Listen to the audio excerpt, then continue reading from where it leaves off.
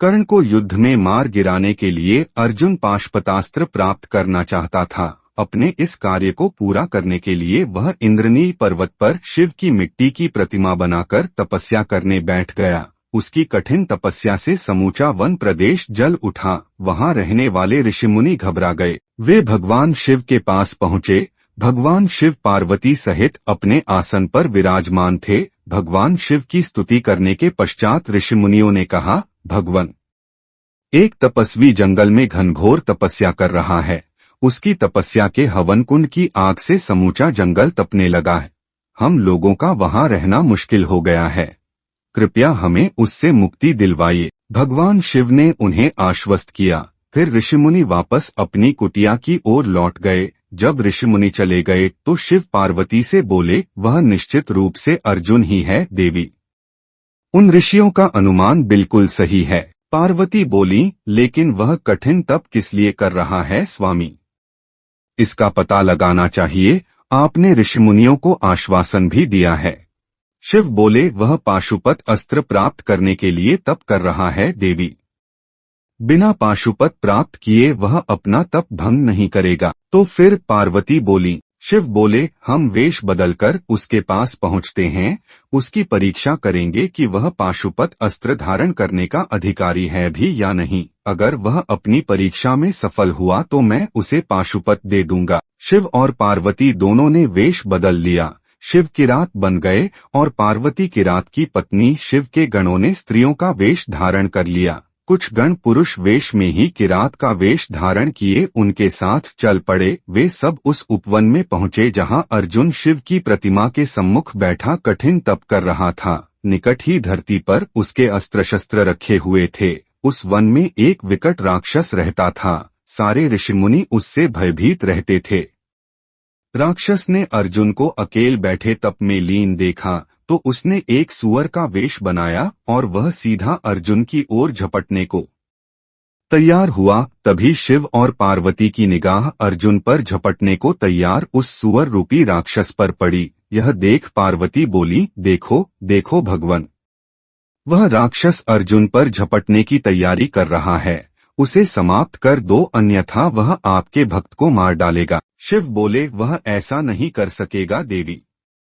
इससे पहले कि वह अर्जुन के पास पहुंचे मैं उसे समाप्त कर दूंगा। यह कहकर शिव ने अपने धनुष पर बाण चढ़ा लिया। वे बाण छोड़ने को उद्यत हुए, लेकिन अर्जुन भी सजग था। सूअर के भागते कदमों की उसे भी आहट मिल चुकी थी। अर्जुन फुर्ती से उठ खड़ा हुआ और अपना धनुष लेकर उस पर बाण चढ़ा लिया। किरात रूपी शिव और अर्जुन दोनों के बाण एक साथ छूटे और सूअर रूपी राक्षस के शरीर में जा घुसे। सूअर के मुंह से दिल दहला देने वाली चीत्कारें फूट निकली। समूचा जंगल कांप उठा।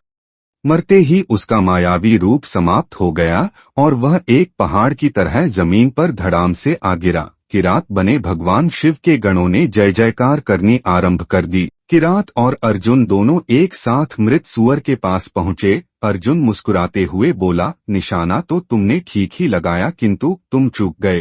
तुम्हें इतने विलंब से तीर नहीं चलाना चाहिए था। देखो मेरा निशाना कितना सच्चा है। एक ही बाण में सूअर को यमलोक पहुंचा दिया। किरात बोला, लेकिन यह तो मेरे बाण से मरा है। मेरे सब साथी जानते हैं कि बाण मैंने पहले चलाया था। सूअर मेरे बाण से मरा है, न कि तुम्हारे बाण से। अर्जुन की भ्रिकुटी तन गई।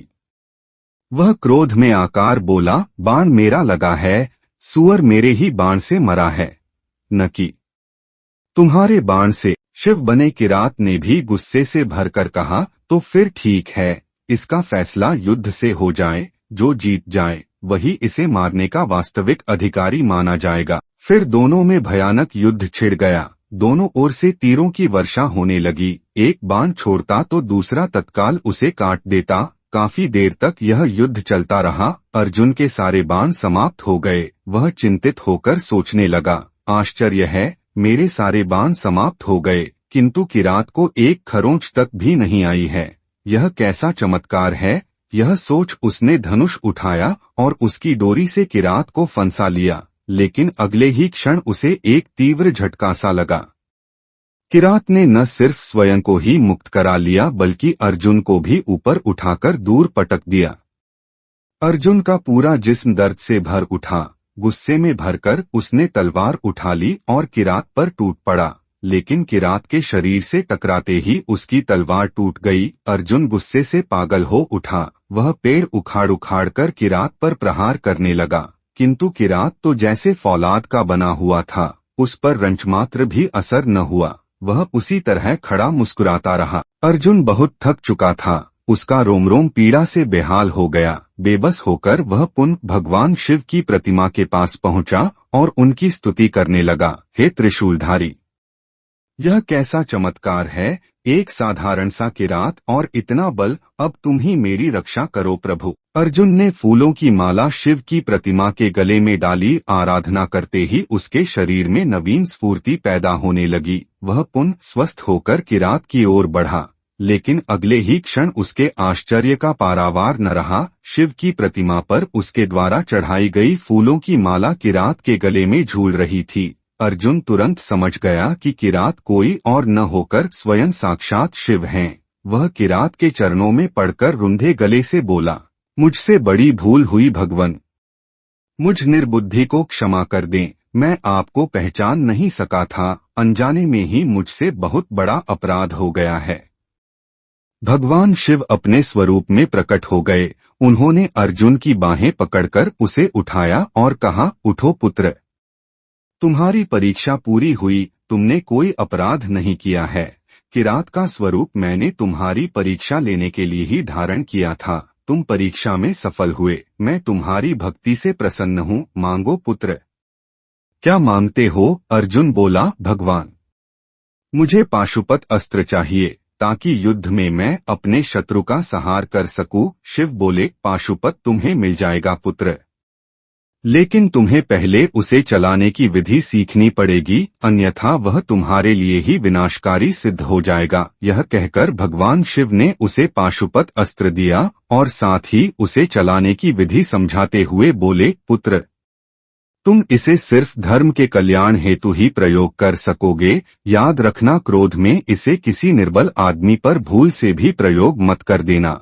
और हाँ, इसका प्रयोग सिर्फ एक ही बार किया जा सकता है। पाशुपत अस्त्र देकर शिव तो पार्वती सहित अंतर्धान हो गए और अर्जुन पाशुपत लेकर अपने भाइयों से आ मिला। बाद में इसी पाशुपत से उसने महाभारत युद्ध में कर्ण का वध किया था। अगर आपको भगवान शिव जी की कथा अच्छी लगी है तो इसको लाइक करें और ज्यादा से ज्यादा शेयर करें। साथ में इस चैनल को सब्सक्राइब करें। धन्यवाद।